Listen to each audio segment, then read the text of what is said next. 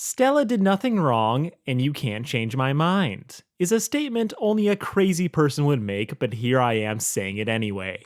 Because I can't stop laughing at it.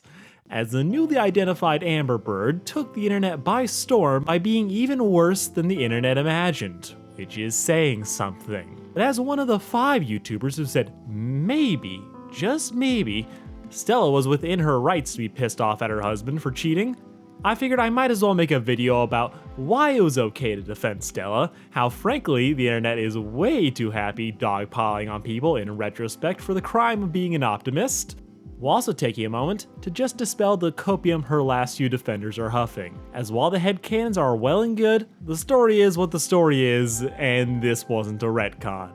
So kick back, move to another tab, play video games, or just watch the actual video for some demented reason. Because I just made this video to make the thumbnail and bait the fuck out of these comments. I have done nothing wrong, ever, in my life.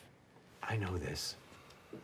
To backtrack to my original position, I never really liked Stella in the first season. Her entire character in the story is just angry bird woman. She screams at her husband while abusing the servants, being a walking tornado that can and will choose violence. She's a character that you can tell you're not supposed to like, as her first appearance is just to set up just how much she hates Stolas and the toxic home life she and her husband have created, which their daughter Octavia now has to deal with. She's designed to be a harpy of a woman and is actively trying to turn her husband into a has-been. Here's the thing though, she's kind of justified. As far as we knew in the first season, Stella and Stolas were in a loveless marriage that had been loveless for a long time, with the implication being they never were, as the marriage was arranged, with them not having any say in the matter. Being members of Hell's upper crust, they're basically nobility, which comes with a culture of high expectations, prestige, and probably incest. So for the two of them to be married and miserable is the norm. This led to the horny owl to start up an affair with an imp, which is going to piss off any spouse, as love or no love, Stella is gonna take that personally. But that's not the worst part. The worst part was... Do you suppose your father and I like each other? Surely you must. A little. Of course not. Yeah, Stolas cheated on her, and he's being very open about it. Sorry, I fucked your husband. Blitz is post-nut dick out in front of her friends, and by lunch everyone was gonna know about it. With Stolas continuing to air their dirty laundry for all to see, which now seems like it's very much payback in hindsight for what she used to do to him, but for what we knew in season 1. Stolas is flirting at the youth amusement park, he's doing it at the festival, explicitly calling Blitz his, all while Stella is sitting at home seething as the news keeps spreading and making her look bad. They definitely should have just gotten a divorce, but in a culture that values prestige and reputation as much as the Goetias do, they probably can't, and it also results in everything her husband doing also affecting her reputation, as it wouldn't take much imagination to think that the story, as it's pretty easy to believe that this story is what everyone would start whispering about her behind her back. So it ends up not being that shocking that she'd try to kill the man. She's terrible. She shouldn't do it, and doesn't seem to ever consider their daughter ever in the equation. But while people were getting so enamored by the funny antics of Stolas and Blitz, I thought it was important to consider things from Stella's perspective, as people seem to have already picked sides by who they like more, when really it seemed like a messy situation. I never really liked her, but I thought I understood where this anger was coming from. Then the season 2 premiere happened. What a pathetic fucking man! Yeah, she's just terrible and I love her. Yes, the reveal reveals. The absolute bomb that kneecapped Stella stands and left them begging for answers. Stella isn't the angry, jilted woman. She's just that bitch.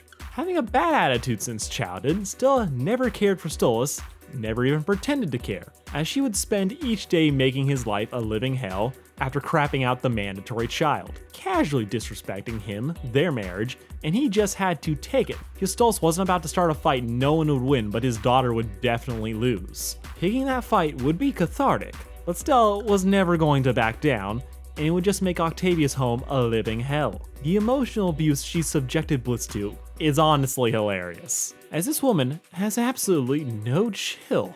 she is just next level petty. From constantly calling him stole ass, to talking about how he's shit in bed 5 feet away from him, Stella is a menace. So much so that you're actually happy for him when he finally cheats on her, as it's framed as him finally standing up for himself and getting that sweet, sweet revenge, which is by design. As yeah, they could have written this situation to be more gray, so that they've both screwed up somehow in the relationship, or give Stella a sad backstory to explain why she's pissed all the time. That's not the point of this episode. The point is to show Stolas' tragic backstory, and to build to him finally standing up to his wife demanding the divorce, which is sure to trigger all sorts of nastiness later down the line. And I'm fine with that. As yes, angry wife while husband gets to cheat and be likable is a bad stereotype that goes all the way back to the Greeks. Plus, it really does feel like they're putting all the negatives on Stella so that Stolas can be squeaky clean and lovable. I don't like these tropes in general, but here, I think it's okay. There are times when shows do this and I'll call it BS. Check out my Blood of Zeus video if you want to see a story where the husband's just a rapist and Hera's mad, and yet we still are supposed to treat Hera like the villain. Then we have the more recent example in The Owl House, where I do think it's a bit weird that both Amity's parents are initially portrayed as status-obsessed dicks who would force their daughter to throw out her best friend, only for it to make the dad this strict but understanding father figure who was just too oblivious to notice his daughter was miserable, while the mom would turn out to be sane in a pantsuit. That's a problem to me there, because I think the initial presentation of them both being on the same page, treating their daughter as a product, less of a person, really runs against the later reveals, as the dad, Alador, would just have all his worst traits scrubbed clean, and gets on his daughter's side after just a conversation. Like 14 years of treating her like a product, one talk he's like, well, if you don't want to do this, I'm okay with it. And I do feel like that was just a bit abrupt, especially when paired to the fact that the mom is just fucking evil. In contrast, Stella and Stolas are basically the same characters they were introduced as, and they've always been like this. And to clarify, Stella is getting thrown under the bus to make Stolas' arc more compelling, which if you don't like that trope, you won't like the trope. But her voice actress, Georgina Leahy, I think, is so good at playing the mean bitch that I honestly find her way more enjoyable here than when she was just yelling at people. They made her less compelling, but way more entertaining. While in Owl House, it feels like they trade complexity to let Amity make amends with at least one of her parents, which got the haters hating, and the internet is just built for that shit. As Shocking Known, who's been online for more than 20 seconds, the misogynist elements that thrive on tearing down female characters is a machine of outrage and the death of nuance. No conversation can be ended with the statement, the writing failed this character. Fan bases will treat them like real people and spend years explaining why they're terrible, and so is the show. This happened with Invincible and Amber, which I will make a video on one day, but to sum it up here, where the wonky writing made a situation way more painful than it had to be. But in the fallout of what happened, we'll never hear it said that the writers screwed up. It's always framed as Amber's fault or her problem. Wanda from the MCU got hit with this bad recently, as there seemed to be a fight going on behind the scenes with how to handle her character and her actions. As she accidentally enslaves a town, keeps enslaving them because of trauma, the show does a really good job of showing the messed up headspace she was in throughout the show, before ultimately doing the right thing. Then the show, in what feels like a note from a producer to remind people they need to like Wanda, and that she's the good guy, we have this awkward moment where a character, rather than just empathizing with her situation and her, does so by downplaying the suffering of those she accidentally enslaved. And then she's just a fucking villain in the next movie, because a crazy book in the plot said so, despite it contradicting the trajectory of her character arc from the end of the TV show. And while this would have gotten a bad reaction if it happened to any character, the fact that she's a woman means certain elements will take it to the extreme. Just like the other side will go to extremes just to defend her actions, even when the answer is that the people behind the scenes fucked up. Which is where we now find Stella, as the people who always hate Stella now feel vindicated now that she's shown to always have been a bad person, while her defenders are calling it character assassination. The fuck are you doing? Reflecting. Well, stop! First off, the haters. Congrats.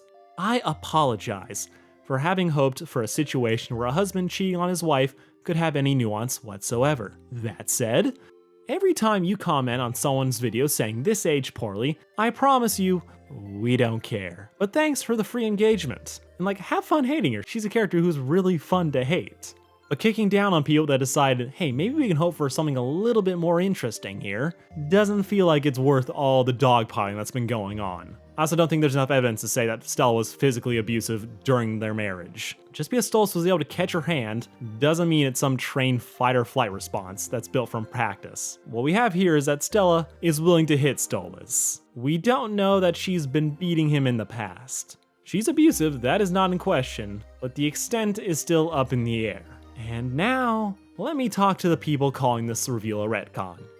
It's not. Character assassination, you might have a case.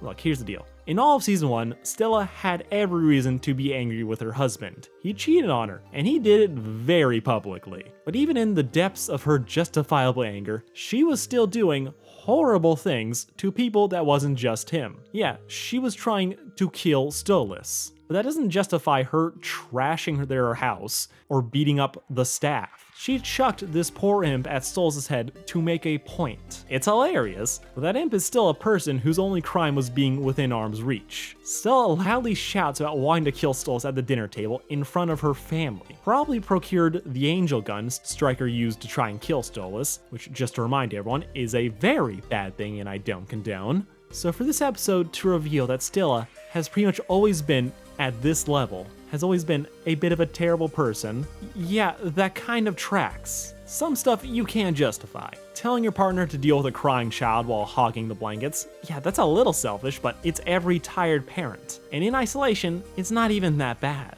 It's only when it's shown to be part of a bigger pattern that this is what she always does it become a problem. That she's constantly putting her own comfort and forcing stuff on Stolas. The only evidence that we have in the whole series that these two were ever not angry or miserable with each other was in one photo of a family trip to Lululand, which I feel like is just there to show that Octavia had a happy time at some point. Yes, you can say that Stella is just miserable because she's been forced into an arranged marriage. It's a shitty situation, but if you look at her actions overall, she's constantly putting her feelings first and taking it out on everyone else. She's never shown considering how Stella's dying would affect Octavia. She's never shown considering maybe throwing this imp is a bad thing. It's always her feelings that matter more than anything else.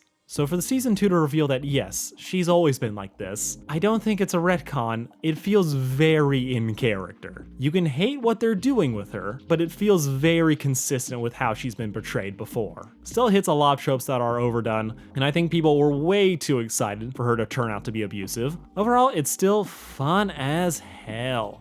Now it's time to kick back, relax, and to read all the comments that clearly didn't make it past the thumbnail. Like, share, and subscribe, please. Peace out.